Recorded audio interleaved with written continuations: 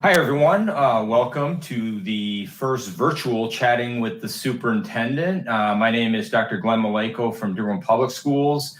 I have a couple of special guests here, David Mustonen, our Communications Director, and Shannon Peterson. That was kind of nice. I actually got to do the intro this time, David. Usually it's you. A little bit. Well, it's your event. It's Okay, all right. It's not chatting with the communications director. It's chatting. There we go. So. Yeah, it is a little different format. So I've been doing these chatting events going back probably 4.5 years now. And actually, Shannon Peterson helped me come up with this idea. We started it as Coffee with the Superintendent at Duval Elementary, which happened to be a school where I was principal for a couple of years. And then we said, well, how can we outreach? And I think we started with staff. And Shannon, you went with me. And then we started, well, how can we do this? And so we started to go around the district, and we chose one school every month. We'd meet with the staff and with the parents and just allow them to answer, ask questions, come up with some things. We would usually have a little bit of an agenda, but not really an agenda at all. It was more of just ability to talk, and we'd have some information. And so we did it with staff and parents, and just another way to get feedback along with surveys and other things. And so it's been effective, I believe. It gives people an option if they want to join. And now we're doing this Facebook Live chatting with the parents, community, staff. And so I've been doing these chatting now virtual with the staff for a few weeks now. We used the Google Meet, but the Facebook Live here for the community is something we wanted to start. And so we want to welcome everyone, and we will be looking at the questions. If, we'll see the questions, and I know, David, you're going to feed them to Shannon and I.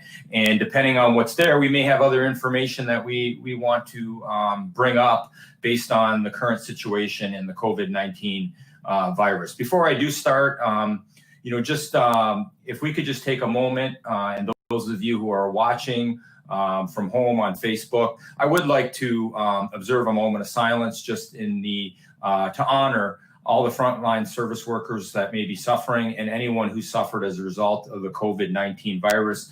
And I'd also like to just say, given some of the unrest of the situation that's going on across the nation right now with the situation in Minneapolis, that we just want to kind of, moment of silence for anyone suffering. So we'll just take a couple of seconds right now.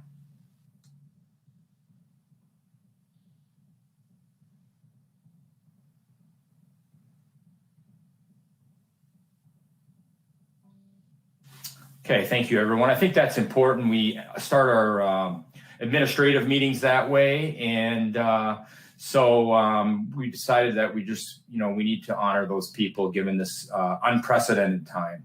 So Shannon, do you want to add anything on what I said with the history and how we've come together? And you and I have known each other for 24 years, maybe somewhere around there, I think. Yeah, I think it's about 24. We met on the computer committee, district computer committee.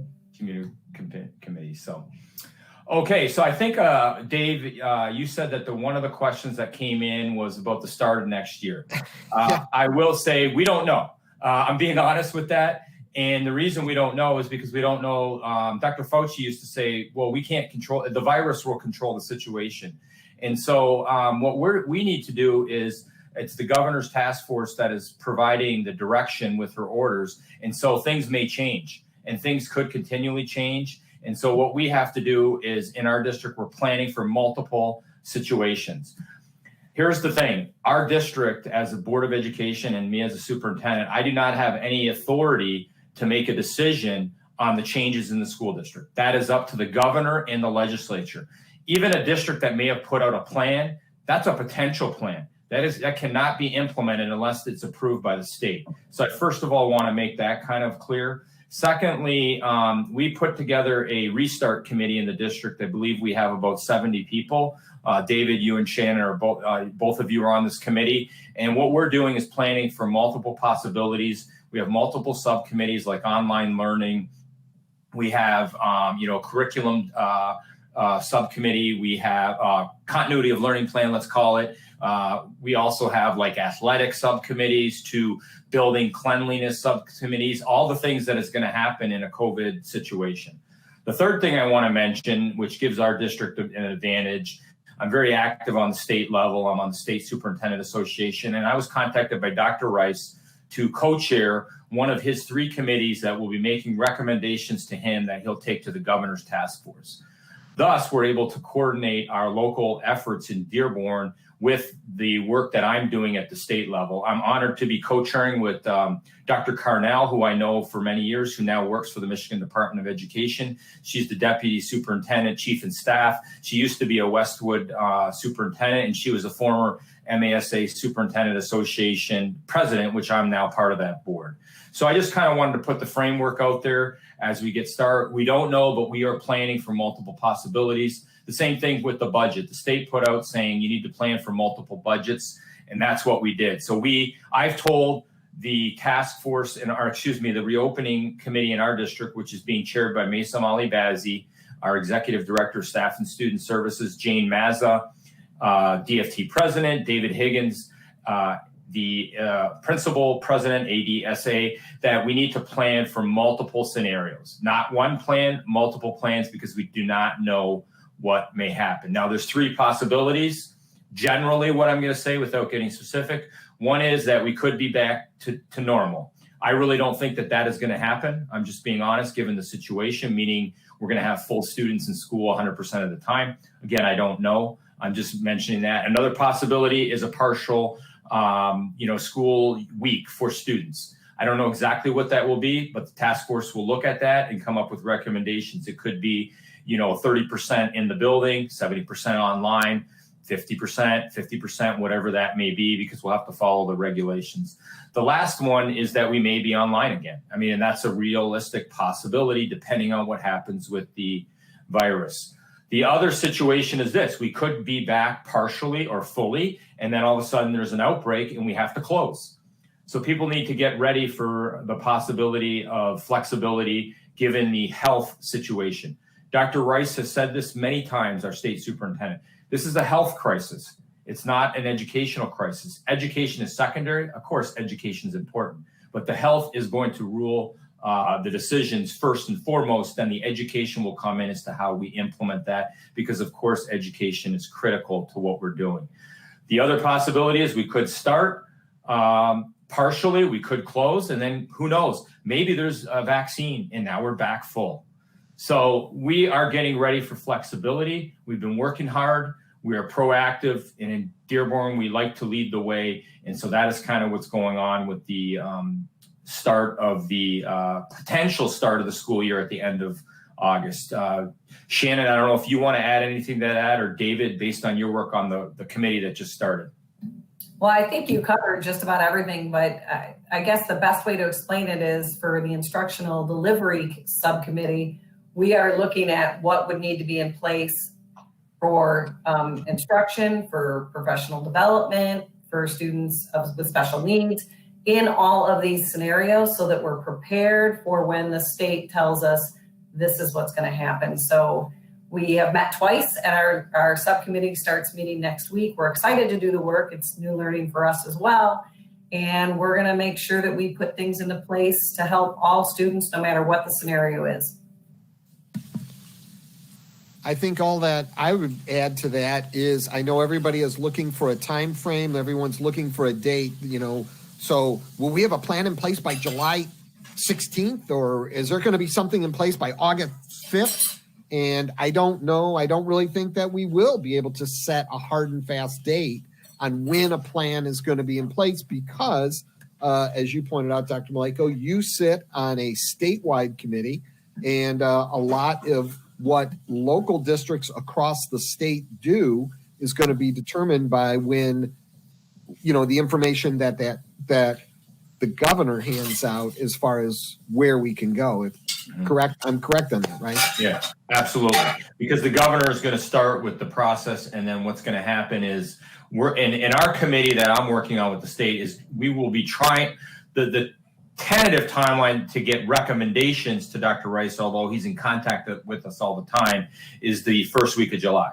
But then that just goes to the governor's task force, and there'll be some work that's being done with the governor's task force. She also has an advisory committee that was just a general public that was out there, and I believe there was like 2,600 or I can't remember, 2,000 applicants to be part of that. So that is not necessarily educational professionals. The committee I'm co-chairing is superintendents, principals, teachers, people that are in the field of education. So bottom line on next year is we have a big district committee of over 60 people that includes a lot of community members as well as teachers and principals, operational staff working on a plan for the district. And a lot of what we end up doing is going to depend on the recommendations that come down from the state of Michigan, which we have to wait for that. So although everyone is kind of waiting for a plan right now, we probably are not going to see anything until later in the summer on how school is going to look come the fall. But we are working on it, and we are working on a plan, and we will have a variety of plans in place come August, come the fall when school starts for next year. And flexibility is going to be key for everybody as we look at, how this situation unfolds over the next couple of months. Correct. Yeah, that's how we're going to be looking at it. And I think, as we move forward, and when the governor does set the regulations as to what you need to do, whether that be wearing masks, social distancing, how many kids can go on a bus potentially, can you have transportation, all these questions that are going to come up, then it's going to come down to the local districts to make the decisions within those framework. For example, Dearborn School, Fortson High School has 2,800 students approximately. Dearborn High, 2,100. You have students, we have large number of elementary and kindergarten students across the district. How do you social distance with kindergarten class? There's going to be some frameworks or recommendations. The critical thing, though, at the state is they're going to have to allow for legislative policy flexibility in order to run the school year. So that's why I believe, in a normal year without a crisis, the legislature works with the governor, they pass legislation, it goes through the legislature, and then they decide how to implement rules related to school. In a crisis situation, the governor provides orders. So it's possible it could still go through the legislative process, but the more expedient way is the governor giving orders given the changes within the crisis. Gotcha.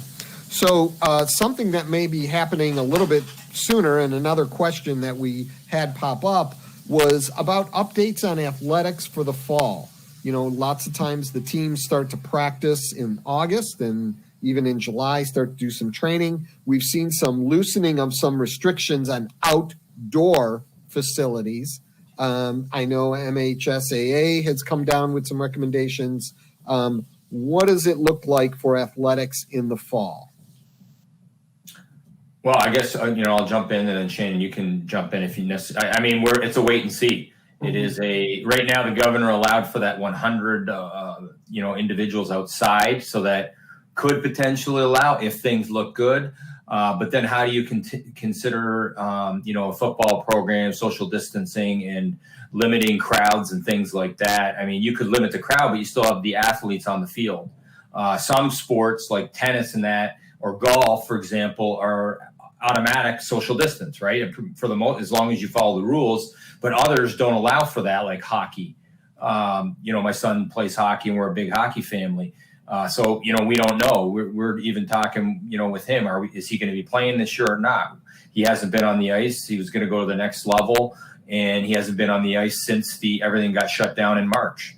And so, we really don't know. We're in a wait and see. We'll probably have some national direction, but really it's going to be more the state. And even if the MHSAA brings up a regulation, it's still going to have to comply with the governor's order, regardless of what it is.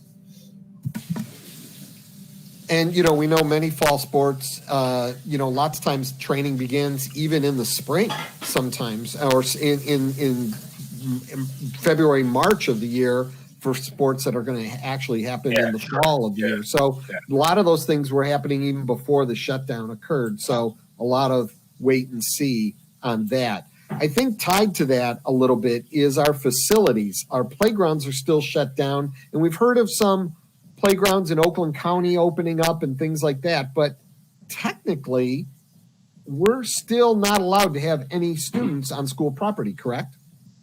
Yeah, that would be until the end of the school year. We would not, be allowed under one of the earlier governor orders, because there's multiple orders, and we also are talking to our attorneys all the time to make sure we're in compliance, because they're also very complicated.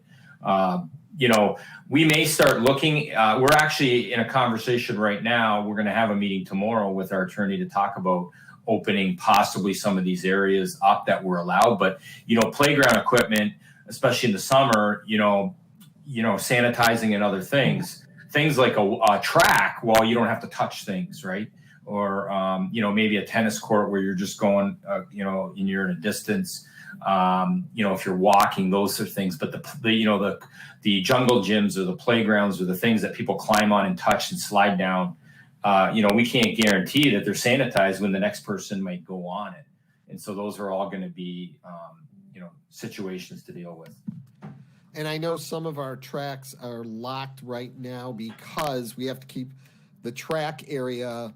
It would be fine for people to be on the track area, but what happens if you open them up, then people go on to the field area and we get large numbers of kids on those field areas. So perhaps maybe after the end of school, we'll be able to unlock some of those tracks so that at least the public can get on there to walk the track. Yeah. But until the end of the school year, I don't think that that's really possible. Is that correct? Yeah. Yes, and some of the tracks like that have that, we're also protecting our investment. So even outside of the crisis, with the amount of money we put into the fields for the football, with the, I don't know what it's called, but the synthetic turf that is great. If you ever walk on it, it's fantastic for our, it's like professional level. And so we just don't want people all running all over the field all the time without authorization. But places where we have tracks that may not be directly connected to the field of those, like the 3 high schools, or the middle schools and other places, we'll look at those, situations. So Dr. Maleyko, would it be safe to say if we open up playgrounds because we're allowed to, we would probably want to make sure the public knew that we don't have the capacity to sanitize those over the summer on a regular basis. So they would have to realize that. Yeah, correct. I mean, we don't. We just, you'd be taking a risk of, again, in the summer, we're not out there. If we decide to open them when the students are back, then we'd have to come up with ways to sanitize them. But, right now with the open public, we just don't have any way to control that. So I'm going to ask something to Ms. Peterson. We had the continuity of learning plan, and I know you have questions there, David, but, the teachers have been really working hard with our parents, and it's been frustrating too for everybody, not because of any particular person or anything, but the whole situation. You helped lead with the other executive directors and our instructional staff, and you guys really jumped at it back in the early April when the governor put the order about the continuity of learning plan. You jumped at it. How has that been going, and how do you see things are going with across the district? And again, I know people are frustrated. I will say, I think the public has to understand that when we're doing online learning, we have to start from this aspect. It will not be the same quality as in person. I mean, I'm a big online, learning proponent of complementing and supplementing, but not as the main way to deliver instruction. In this situation, we had no choice. So how has that been going with our continuity plan? So we have taken us participation survey from our staff to see what percentage of students are really highly engaged in the learning. And in the overall average in the district is about 80% of our students are highly engaged. That doesn't mean there's 20% who aren't, but it means there's 80% they're on it every week. I think our teachers' creativity has shined. I have seen so many different activities they've done. They've sent journals, they've dropped off seeds to plant because that's what they were working on in first grade. Or the staff members, a lot of them feel like they've been on call 24/7. I think they have a new appreciation for the medical field that way. Sure. Because they were trying to accommodate family schedules and making sure that they don't miss that call. If a student does reach out, that they make that phone call or they connect remotely with the student to give the student the help that they need. So the creativity I have seen from our staff is outstanding. The support from our parents. Sometimes it's hard to reach out and say, help me. I want to help my child, but help me do this. And we've had, the Dearborn community has really come together, as I think we always do. And we've seen some really great creativity, and students have been engaged. It's not the same, but I also think it pushed creativity that we might not have seen if we weren't in this situation. And when you think about our staff turning things around, being closed on, finding out March 13th that we're closed, and then finding a way to keep students engaged during that time, it's been pretty humbling for me to watch how hard that they've worked. Sure. Yeah. Kind of tied into that, we have a question coming in that someone was asking about why are we allowed to fail students while everyone is worried and trying to get through the virus safely? I think that ties directly into what you're talking about, Shannon. I'll let Shannon pick that one up and I'll jump in on that. Why don't you go ahead, Shannon? It's our staff has really had to reach out one by one to get people involved. And they've willingly done that, but it's taken a lot of time, I guess. Is that answering your question, David? Yeah, I think so. I think maybe Dr. Maleyko, you might want to follow up on that a little Sure. Yeah, sure. Yeah. So I would just say this. It's not that we're looking to fail students. We had the continuity plan that we had to submit. Now, within the plan, we said we understand, first of all, do no harm. Talk to Dr. Rice. I know Dr. Rice well. We understand the governor's order. So we understand those parameters, okay? However, we understand way back earlier in April where the thing came out saying that this learning won't count. Well, guess what? When that first came out from NDE, until the governor gave the order saying, yes, learning will count and you will get credit for it. But there are stipulations, meaning that you cannot just say that's it, it's done. As long as students were on track to either graduate or to be successful by the 13th, they would be fine. But the districts also had the ability to provide additional learning. So we did not want learning to stop. If learning doesn't stop, then the effort must continue. We understand the struggles. So we have to be very understanding when we do that. But if someone just kind of blows it all off and says, I'm not doing anything, and they don't have a situation related to COVID-19, well, we're not going to grant credit. But it's not like, they just didn't submit it and then we're done. It is, okay, the teacher has to email, the teacher has to make calls, the teacher's doing a double check. And you both know that we just came out of a meeting last week, and guess what? Who's going to actually be checking in the end to make sure that these credits? I will personally be at a meeting where the executive directors are going to provide me the information from all the students that may not pass the course, and they're going to give me recommendations. I'm not saying I'm going to look at every individual one, but I'm going to be looking at the group and I'm looking at the data. And so we still have some time with this, but what we want to do is we want to make sure that every student succeeds. And so we've given that direction to the administrators to give it to our staff is no, we're not just going to fail kids. We're going to find them. We're going to call them. We're going to see where they are. And if we didn't do that, then no, we're not going to fail them. We need to do our job, and that's what we need to do. Now, for the most part, we've been doing our job, I believe. But I also want to say to parents that the teachers are parents too, and the teachers are dealing with families, and the teachers are dealing with the crisis as a citizen, not just as a teacher. And they're dealing with it in their families, and they're dealing with the same thing that everyone's dealing with. And I have two teenage children, and it took a while for me to get into the routine, but I did get in a routine with my son, especially. My daughter's kind of on auto drive, and then he was on auto drive. He really was. It took him a while. We got into it, and he's been really doing what's necessary. We also understand there are kids and parents that may not have been able to do what I could do in just guiding. So that's why we have our staff that needs to reach out.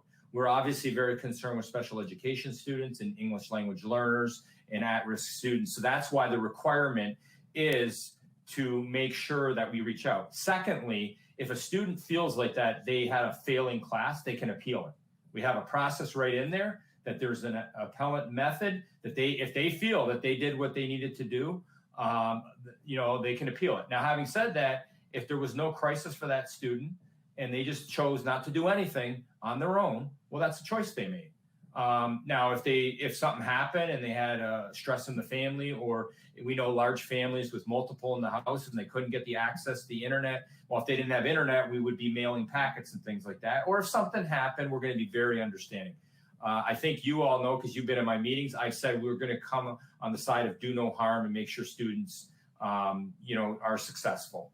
And so we understand the situation. Some of the preliminary data that I have coming out of the high school, and, without revealing it, Shannon, looked pretty good as far as our graduates and our students. So it wasn't anything that we saw that was out of the norm. And our graduation rates right now are one of the highest in the state at 95%. So we just audited all the transcripts today or the last 3 days for the seniors, and things are looking as they always have. Our dual enrollment grades are slightly a little bit better during this time, and you have to understand that Henry Ford College moved all their courses that they could online. So our students also that take college courses, and it's about 2,000 courses every semester, they had to learn for college as well online. And first, I have to apologize, David, because there was a knock at the door and I was paranoid you guys were going to hear it when you asked that question, but I think Dr. Maleyko covered it. I will say this: every building has a communication log of every contact that's made to parents. And for the 6th through 12th grade, they have a form a teacher fills out if they want to give no credit. And if they have to say how they've intervened, how they've made contact with parents and with students. And our principals right now, if they have a concern, are challenging their staff to make sure that we've done everything we possibly could to help a student pass. But there are some students who, have tuned out and thought school was done March 13th. And thankfully, Dr. Maleyko, set the standard that, no, we have to continue to learn. It's what's best for kids. That's our vision. And we're going to continue to do that. We're going to continue to support them. And it's all within the legal requirements of the governor's order on the continuity of learning plan that was approved by Wayne County RESA. So it's totally legitimate to implement a process. And I think even we were very, very we were very much on the student-friendly side of this. We did not really have a high rigorous standard necessarily that we would normally have, like when we're in the school physically, to give that ability to be understanding of the situation. And that's what we've done. Great. Well, we're about halfway in. I know that normally our chatting events at the schools last an hour. We do set a time limit because we want to respect others' time who may be coming and going during this event. So we, sometimes we run a little over if we have to, and we will here. But, for the most part, we're going to try to keep this about an hour. We started at 6:30. We got about a half hour to go, and we still have a couple more topics to touch on, and we still have questions coming in. And our latest question that just popped up was about homeschooling, and does the Dearborn Public Schools support homeschooling? And I think maybe either one of you can kind of give a little bit of a explanation between the difference of a parent pulling their child out of the district and homeschooling at home, and how does the district support that, as opposed to a student who remains enrolled in the Dearborn Public Schools and is supported online at home through us. So if maybe either one of you can kind of jump in and give a little bit of an explanation of between those two, the differences between those two scenarios.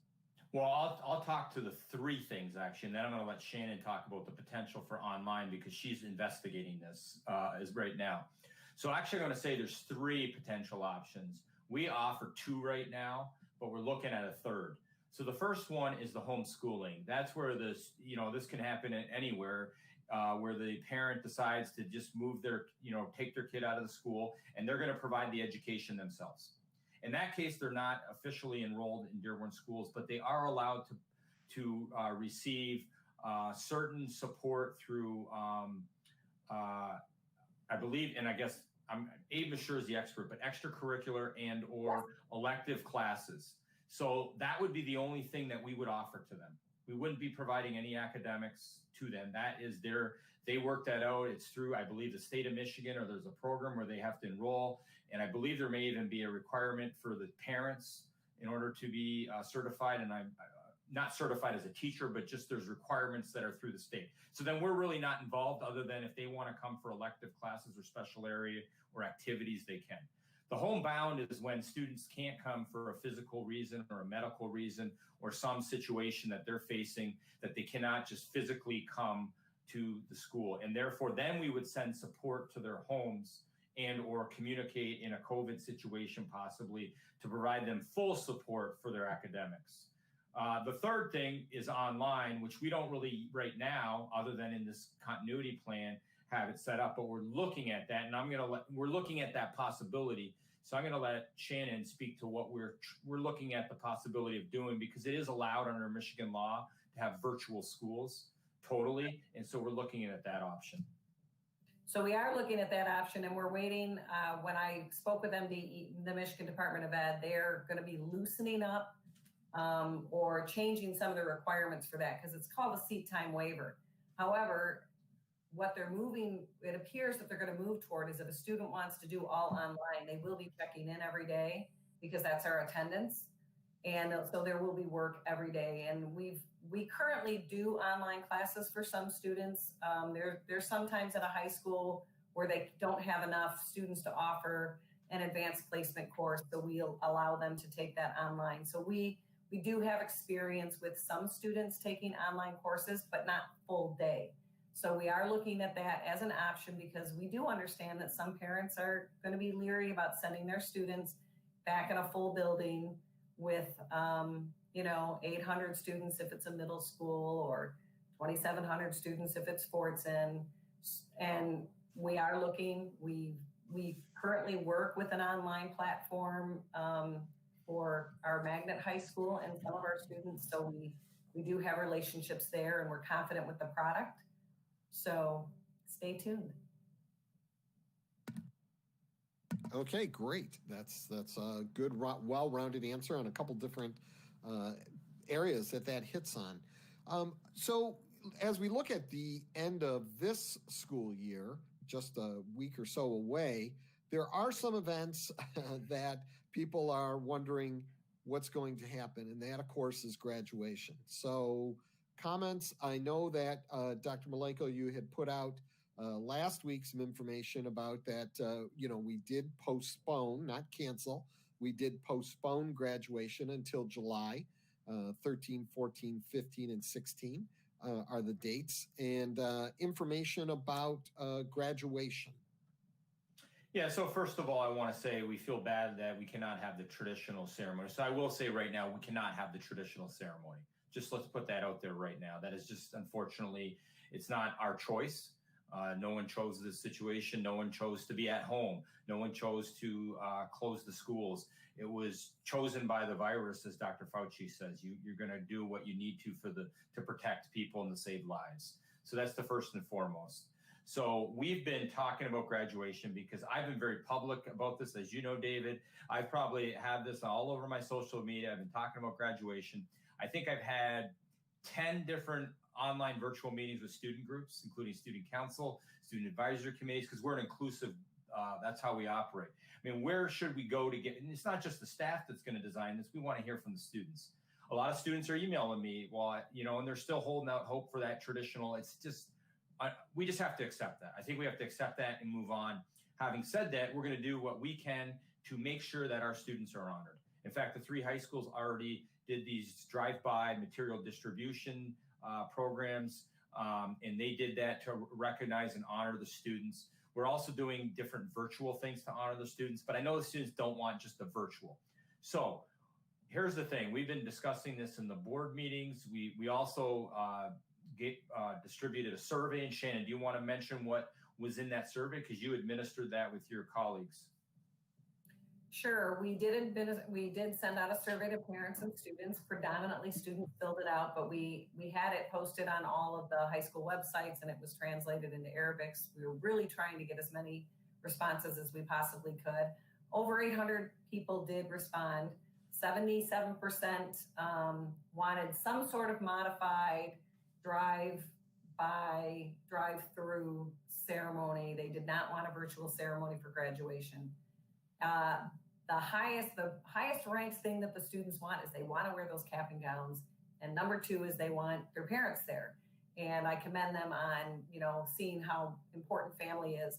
And then they wanted to be able to walk on a stage, some sort of way to walk up to get their diploma from Dr. Maleyko or a board member and take some photos. And they wanted their teachers present if they could be. So, which I really think all of those things show are the values of our families and our students. And really students filled out the majority of the respondents were students. So they want family there. They want their teachers there. That speaks to the relationships our teachers have formed with the students.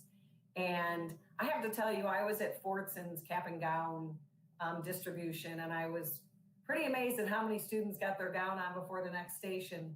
But I also was so proud and humbled by their understanding of this situation, their genuine happiness of seeing their friends from a distance because they were in cars, and the staff members that were present. Like, they were genuinely happy to be there.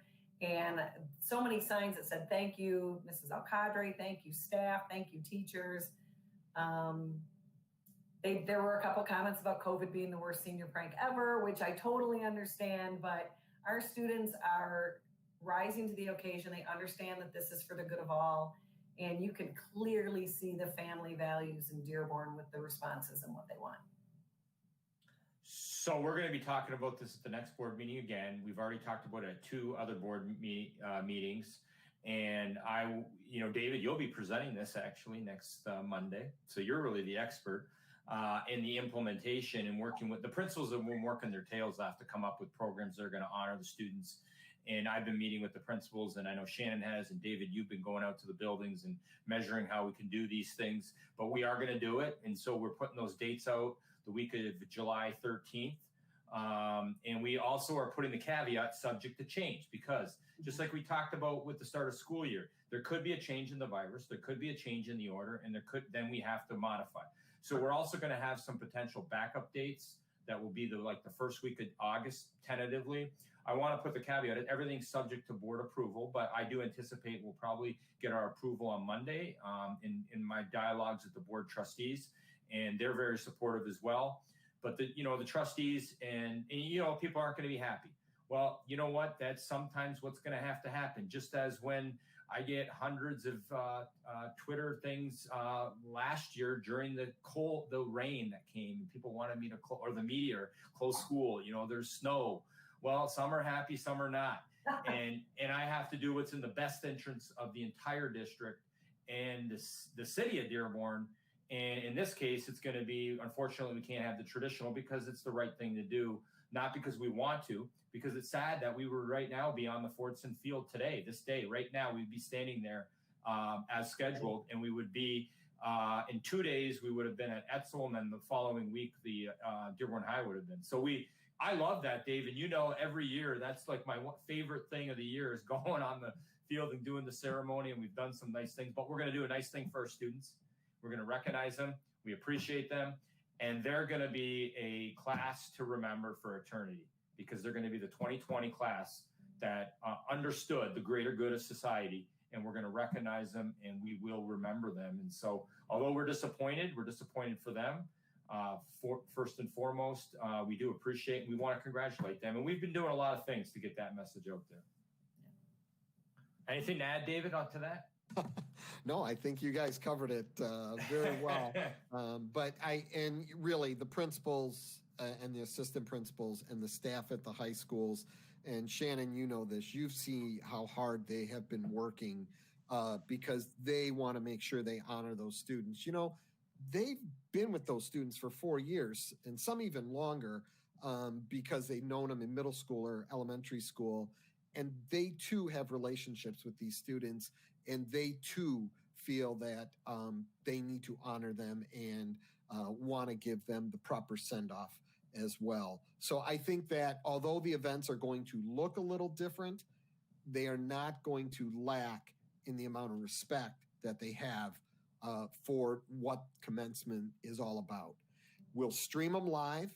And then we will also put together a program after the fact that will have all of the valedictorian speeches from the superintendent and board members and principals, and put all of that together for a program that will air after the fact. But then during that actual event, we'll be streaming it live so people who aren't able to attend can watch via the internet and online. So I think it's going to be, I think it'll be a very, very good and fun event for all. And David, you really mentioned a really important point that the administrators at the high schools, like the principals and assistant principals, they have really been trying to figure out the best way they can honor their students during this time. Absolutely. And they've done a lot of things already with, I know they've done their honors nights, they've done them virtually, and as Dr. Maleyko mentioned, the cap and gown distribution. Shannon, I know you were at Fortson. I had stopped by Etzel's to watch theirs. So doing many things to help celebrate the class. This is a topic that is always kind of difficult to talk about, but I think it is necessary, and I think that it's something that is important. Budget. This is the time of year. School districts operate on a fiscal year that ends on June 30th and starts on July 1st. And by law, school districts must have a budget in place approved by the Board of Education by June 30th. On the other hand, our funding comes from the state of Michigan, and the state of Michigan has a budget year that ends on September 30th and starts on October 1st. Therefore, their budget is not due for several months after our budget is due, but our funding comes from them. So if they don't have a budget, many times we have to go on assumptions and educated assumptions based upon revenue forecasting that comes from the state of Michigan. Dr. Maleyko, as I said, not always an easy topic to talk about, but perhaps I think it is relevant, and maybe you can touch a little bit upon where we stand with the current budget and what we're looking for next year. Yeah, so first thing I'll say is, look, if you want the detailed information, you can go on our website, and we have the Finance Committee meeting with Mr. Wall. We know you've showed the statistic. He's extremely popular, and those Finance Committee meetings seem to be very exciting. They last about 2 hours. And they're very detailed, but I guess you're getting like 2,000 views of some sort. So we'll see by the end of this, once you guys publish this, if Mr. Wall, has a higher rating than Ms. Peterson and I. Uh-oh. So we'll see. We're not competitive, but I did encourage students on the advisory council today to pop into this just to give me a little bit of up in the ratings, that kind of thing. So we'll see. Hopefully the students come through for me, but I'll give credit to Ms. Peterson, of course. Now, having said that, with the budget, we don't know. We're planning for different possibilities. The continuity plan said that it will give us an order saying that we will get funding to the end of the year. But now we're hearing of this retroactive cut. We're almost done the year. Again, our end of the year, as you mentioned, is June 30th, and we're hearing of a $650 to $1,000 cut retroactive for this year. That is anywhere from $12 to $18 million for Dearborn Public Schools. So we've come up with multiple plans. I will say that we also, Mr. Wall, under his direction and leadership, and our entire executive cabinet, who's spent, as you are all aware, we've spent hours and hours working on budget plans and budget, and we're eating, sleeping, and drinking budget because we want to make sure we're providing the best options for our students. And it's on my mind. So we're in a budget crisis at the state level, but we're not panicked. We have a plan because we built up that fund balance, our rainy day fund, and we built it up. When I became superintendent, it was extremely low. It was below a 5% mark, which was actually in the area where the state comes in and sends you a letter to say that you're way below where you should be. We've moved that up. The state generally recommends about 25%, I believe. Don't quote me exactly on that. Mr. Wall would be quizzing me here, but anyway, we've built that up, and we no longer have to borrow money in the summer. We stopped that about 3-4 years ago as we built up. So we have that ability. We also have the Wayne County enhancement millage, and we are getting some federal CARES dollars, about $8 million. but we do have to distribute some of that to the private schools, some of that $8 million. So we're using all that, and what we're coming up with, and what we've come up with pending board approval, is 3 different plans because we don't know. And so we're hoping that it'll be what we call the best case, but if not, at least the most likely plan. And we're budgeting for about a $650 cut, retroactive 1920, which will mean that'll be the same for the 2021 school year. That's a huge cut. We were in January looking at the possibility of the highest increase ever. COVID-19 hits, and now we're looking at one of the highest reductions in funding. So we are in a crisis. We have to tighten the belt. We will be making reductions. We will have to eliminate positions, but we're trying to do it so that no one loses a job. How do you do that? You do that in a way so that someone retires or resigns, and then you fill that position by moving people around. And so no one, we can't 100% guarantee that, but that's the way we operated last year when we had a bit of a budget problem due to enrollment and other things. And this year, that's what we're doing. The problem we have is that with the income tax being delayed and other things, we don't have the data and the numbers, so we don't know what the state's going to do. And like you said, we might not know until October 1st. So that's a problem, and then we may have to improvise. So we have to base it on an estimate, and we have to make some reductions. But we're not panicking because we're going to do it over the course of 2 to 3 years. But understand, you see the unemployment rates across the nation. I mean, we're lucky that we have a little bit this stability with this rainy day fund that we've built up strategically with myself and the board and Tom Wall, so that we could ride this out. And so we have a plan. We are also hopeful that the federal government will come and help us out and do what they did. And I'm calling on them to do this. And we know Debbie Dingell is supportive, and we know the senators. But I'm actually calling on them to support federal stimulus dollars that will help the states. Because if they don't, money is going to be funneled out of the education fund to fund other areas potentially in the state. And so, if they came up and helped us out, it would be much better for us to implement a plan with those federal stimulus dollars. We don't know, but that would save the budget, allow us to ride out 1 to 2 years. So we're very hopeful that may be the case in the future. So that's the most optimistic thing. Having said that, we've got a plan. If you want to watch this exciting meeting, 2 hours, pop the popcorn. Or you want to learn, you want to get the education, because Tom goes into the history of funding in the state. He's just a genius with budgets. I just got to give him a lot of credit, and he does a great job. And we're lucky to have him and his team, but it's our whole team. And I also say, we've been getting the input of everyone, including the unions, the groups. Everyone's had a chance to give input into the process, because that's how we operate. We work together. Well, I think it's also important to identify the fact that you really have a focus on protecting the classroom, protecting that for the students. Sure. And our class sizes have been really low. And even with in the most likely scenario, with some of the cuts, we've still managed to protect a very reasonable class size in every level. This is, I'm going to say at the elementary level, especially, but we did that specifically. This is the lowest, and I've been in the district, October of this year will be 25 years for me in Dearborn Public Schools. I started as a substitute teacher. This will be the lowest, and I'm going back to my time at Salina where we had some extra funding for Title I classrooms and whatnot. This will be elementary, a 22 average to 1 on average is the lowest class size we've had since I've been in Dearborn Public Schools. That's the fact. And so we want to maintain that. And so the reductions, as Ms. Peterson and Shannon has said, we're protecting the students when we do that. But we do have to look at the COVID situation with how we can implement different programs depending on what the governor says we can and cannot do. For example, PE, music, all these other things that you may have kids together in a gym. Can you do these things? So we have to look at those scenarios.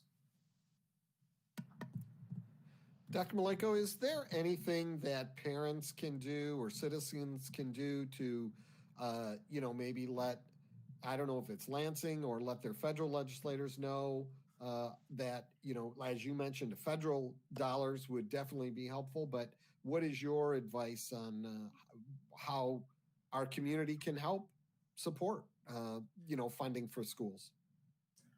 Sure. So, in Dearborn, we have support from Representative Hammoud, Sylvia Santana at the state level. So we know that they're already with us. So, I mean, you can obviously reach out to them, but reaching out to them, understanding that they're supportive. Right now, they're not really making the call because it's under the governor's order, although I know they'll have impact with the budget ultimate decision. And so we need them to, they understand, because we're going to actually have a meeting with them next week. And they're great. They've been doing great things. So on the federal level, we have Congresswoman Dingell. She's with us too. I've talked to her staffers on a regular basis. They're with us. So anybody, any of your representatives or your state senators, just let them know. I believe, Senator Peters, I was on a conference with him, a webinar a few weeks back. And yeah, he was advocating for federal stimulus dollars. So, they can reach out to their legislature. They can let them know. It doesn't hurt. Say, hey, education's important. We think there should be stimulus dollars funneling in at the federal level. That's the first thing. The second thing would be at the local state levels. We don't want these drastic cuts to education. So what I would say is do not divert money out of the school aid fund for other purposes, because that money is there for the students. Do not take money out of the school aid fund. I'm not saying they're going to, and I know Abdullah Hammoud, Representative Hammoud, will not, and neither would Sylvia Santana, but others in the state may try to do that. And so that message needs to be clear, and you can send that message to the governor as well. Generally, the governor has been very supportive, and you've heard me publicly say she's provided, I'm not getting partisan one way or another, I'm just saying that she provided the highest level of projected budget pre-COVID that I've seen since I've been increases. Since I've been an administrator in Dearborn schools. I started as administrator in 2002. So I've seen a lot, and she's been very supportive of funding in the direction. The issue is that the House, Senate, and the governor then have to agree. And so there's going to be politics. And guess what is coming up in November?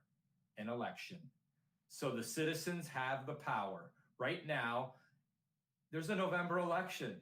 So right now, they're not going to want to mess around. And I would say education funding, don't mess with our children.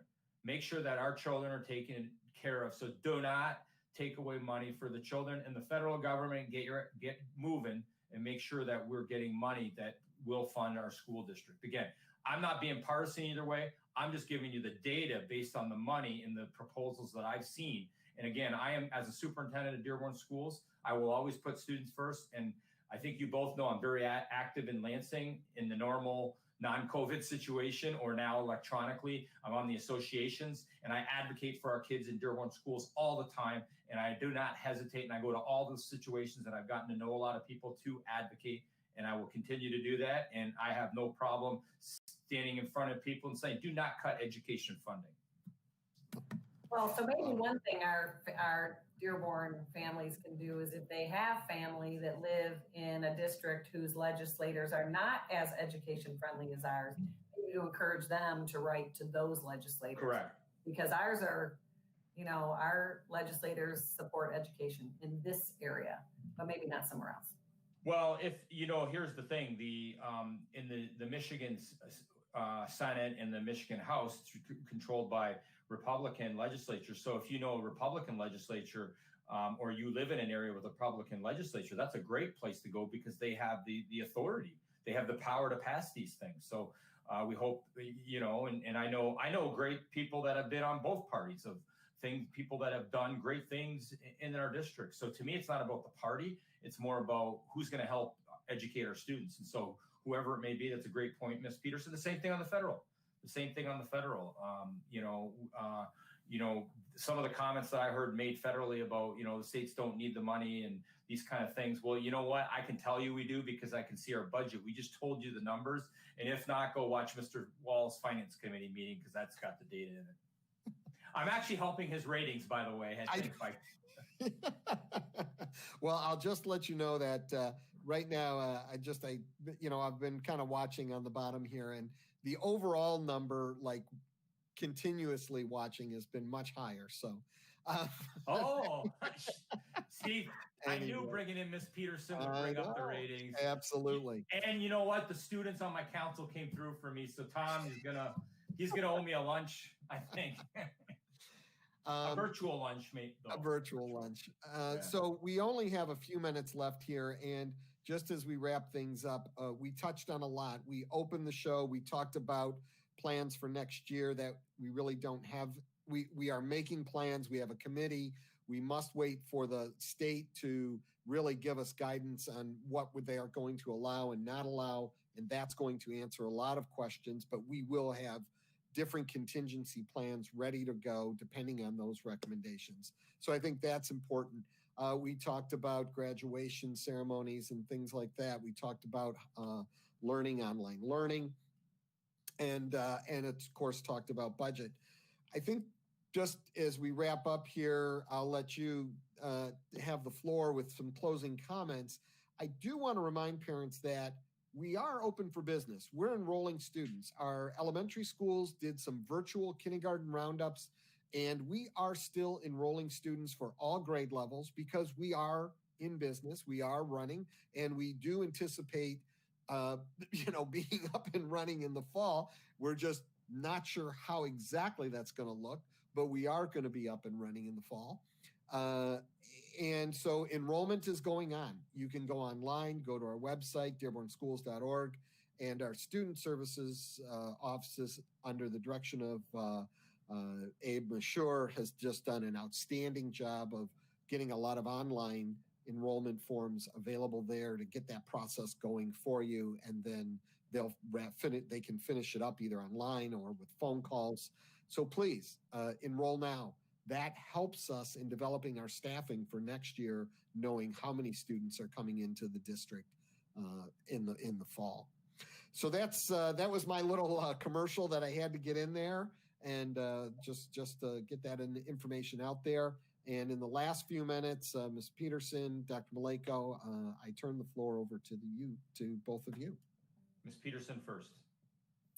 Well, I just want to kind of remind parents, I know that we're probably all a little bit tired of the online learning and whatnot, but when school's out, June 11th, take a little break, but keep your kids reading. If you find they're interested in something outside, ask them a question and get them to look up information about it. I know when my kids were little and they were fishing, if the fish weren't biting at the right time at our cottage, I would say, well, why do you think that is? Let's look that up. So find ways to get your kids reading over the summer, but give them a little bit of a break first, because that's so important to their development. And just thank you for supporting this transition to remote learning. And thank you to the staff and students for all their hard work. Well said. So I'll just kind of close with, it's great to be part of Dearborn Public Schools. We're dealing with a crisis and we come together and that's what we do. Whether it be what I saw from the volunteers that are helping with the 65,000 meals a week with our food service distribution, to, our teachers and our staff getting out Chromebooks, reaching out to kids, staff that want to help make sure that students receive the right materials, for example, in the special ed, our transportation that has delivered materials to students. People have stepped up. It's not easy. We're not going to say it's perfect, but we know that in Dearborn, we always lead. We're going to continue to improve, and we're going to be ready for the fall. We're going to be ready for many different situations. And so everyone has to understand when they say, what is it going to look like? What is it going to be? I think we already said that many times. We don't know, but we're going to be planning for the fact that we don't know, meaning multiple plans. Because we're going to be ready for whatever is necessary, and we need to be flexible, and that's what we're going to do. And that's the leadership of our district, which starts with our Board of Education, with myself, with all of you, with our great staff that I'm very proud of, our unions, our students and our parents, and we're going to come together and support each other. And just in closing, my thoughts and prayers obviously always go out to those frontline service workers, to those individuals, the medical professionals. Shannon, to your son, who's a police officer, and for the work he's doing right now, given some of the situations that are going on all over. We appreciate all of them.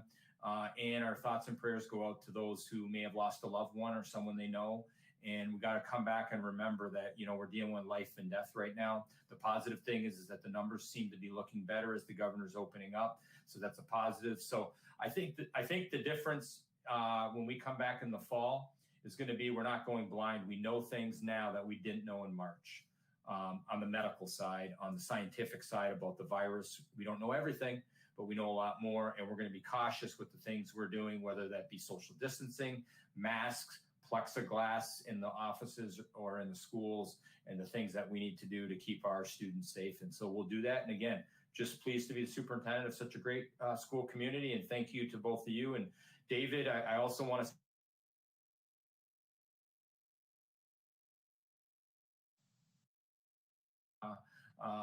everyone has put this program together to make sure we can get out.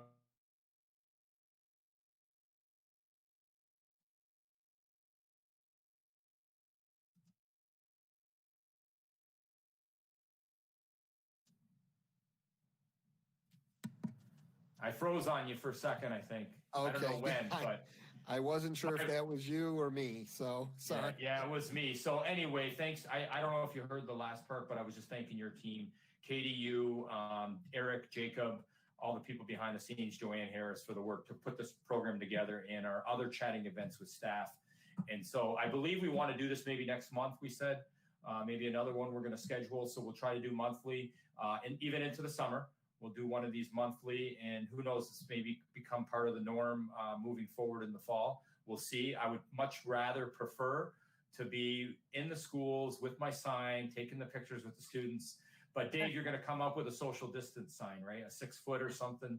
Absolutely. Somebody can, be on the other end or something, because, I miss taking those selfie photos with the kids.